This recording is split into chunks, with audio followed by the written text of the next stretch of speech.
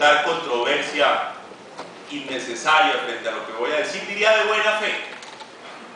De buena fe en Colombia, durante muchos años creímos que la paz la alcanzábamos legislando en favor de los victimarios. Y entonces expedimos leyes, decretando amnistías, decretando indultos.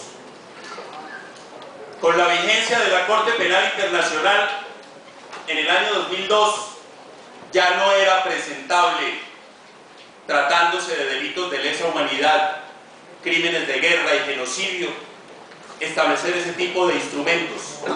Y entonces se planteó en la Ley de Justicia y Paz la famosa pena alternativa que fue tan controvertida, pero en todo caso, en los años 80, en los 90 y aún en esta década, se legisló prioritariamente en favor de los victimarios. Pues bien, llegó la hora, apreciados colegas, de que este Congreso y que en general la estructura del Estado colombiano produzca normas y garantías para el cumplimiento de las mismas en favor de las víctimas. Ese es realmente el carácter de esta iniciativa que estamos empezando a discutir en el día de hoy. Yo quisiera, señor presidente, hacer un pequeño repaso por algunos conceptos, no con el ánimo de posar de profesor, doctor Gómez, ni más faltaba. Yo no me siento absolutamente nadie para enseñarle a usted.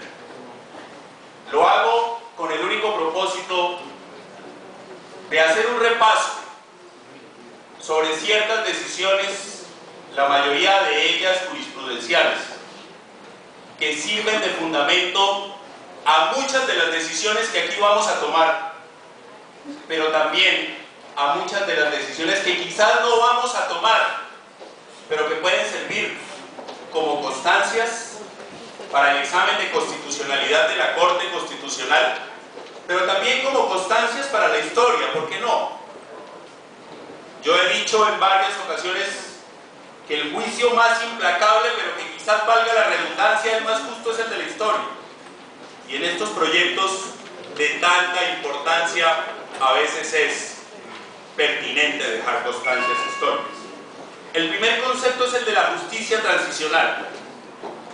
Este proyecto es un proyecto clásico de justicia transicional, que en palabras simples significa aquellos instrumentos judiciales o aquellas medidas adoptadas para la transición de regímenes totalitarios a democracias o de situaciones de conflicto interno a situaciones de paz.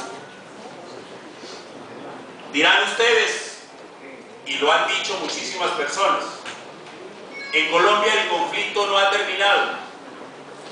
Luego, ¿por qué un régimen de justicia transicional en una situación que se percibe aún conflictiva y que muy a nuestro pesar todavía no existen razones del todo fundadas para pensar que en un cierto tiempo este va a terminar? Yo diría, para responder a esas apreciaciones, que estamos frente a una disyuntiva ética. O esperamos a que el conflicto termine, o empezamos desde ya a consagrar y a garantizar unos derechos fundamentalmente de reparación para millones de colombianos que durante décadas han sido objeto de graves violaciones a los derechos humanos. Por fortuna creo que existe consenso frente a lo segundo, y esa es la razón por la cual este Congreso hoy está examinando este proyecto de ley. Un tercer concepto muy importante de repasar tiene que ver con el de las normas internacionales a los derechos humanos. Si ustedes observan el concepto de víctima que trae la ponencia y que traía el proyecto de ley que fue radicado por el gobierno nacional y que traía el proyecto que hace 2 años presentamos a este Congreso también, el concepto de las normas internacionales de los derechos humanos estaba consagrado como el fundamento, o como uno de los fundamentos normativos del alcance del proyecto de ley. Hay fundamentalmente tres categorías de normas internacionales de derechos humanos. La primera de ellas, las grandes declaraciones, tanto universales como regionales, es decir, la Declaración Americana de los Derechos Humanos. En ella, o en ellas, se consagraron fundamentalmente los derechos políticos y los derechos de las libertades públicas, que son conocidos en la doctrina como los derechos humanos de primera generación. Y vale la pena frente a ello decir que estos fueron prescritos en aquella época a título de declaración y que en principio no tienen carácter vinculante para los estados.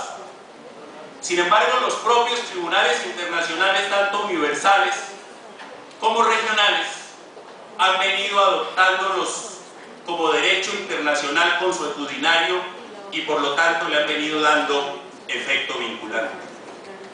Una segunda categoría de normas internacionales de derechos humanos. En el plano universal, el Pacto Internacional de Derechos Civiles y Políticos, y luego el Pacto Internacional de Derechos Económicos, Sociales y Culturales, y en el contexto hemisférico, la Convención Americana y el protocolo adicional a la Convención Americana en cuanto a derechos económicos, sociales y culturales. Estos, a diferencia de los primeros, sí tienen carácter vinculante para los estados, y el Estado colombiano hace parte de ambos. Y a estos les son aplicables principios como el pacta sunt servanda, es decir, que no admiten acuerdo en contrario, y son consideradas además normas internacionales de derecho público, y les aplica el concepto de jus cogens, y por lo tanto son imperativas y son de obligatorio cumplimiento. Y yo diría más, son el fundamento en derecho positivo de las decisiones de los tribunales regionales como la Corte Interamericana de Derechos Humanos, pero también de los tribunales universales como la Corte Internacional de Justicia. Y son, por lo tanto, fuente de derecho interno.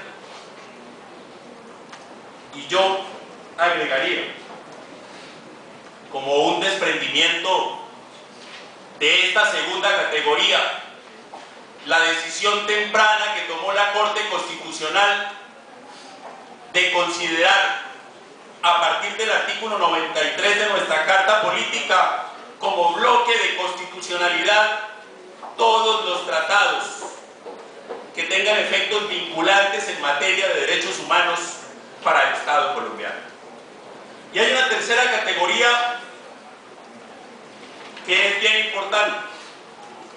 Esa tercera categoría de las normas internacionales de derechos humanos la conforman las resoluciones, las declaraciones, las directrices, los principios emanados de los organismos multilaterales, tanto del nivel universal como del nivel regional, que versan sobre materias de derechos humanos. Y este es un tema bien pertinente, y yo quiero recordar a quienes compartieron curul conmigo en esta comisión en el periodo inmediatamente anterior. Si la memoria no me falla, creo que el doctor Germán Navas, la doctora Rosemary Martínez, el doctor Germán Barón, una de las discusiones más extremas, por decirlo de alguna manera, que sostuvimos en esta comisión hace 2 años, es que nosotros insistíamos en que el concepto de víctima había sido reglado a través de una Asamblea General de las Naciones Unidas. Y aquí se nos decía, por quienes controvertían ese argumento, que una resolución no tiene efecto vinculante sobre un Estado parte.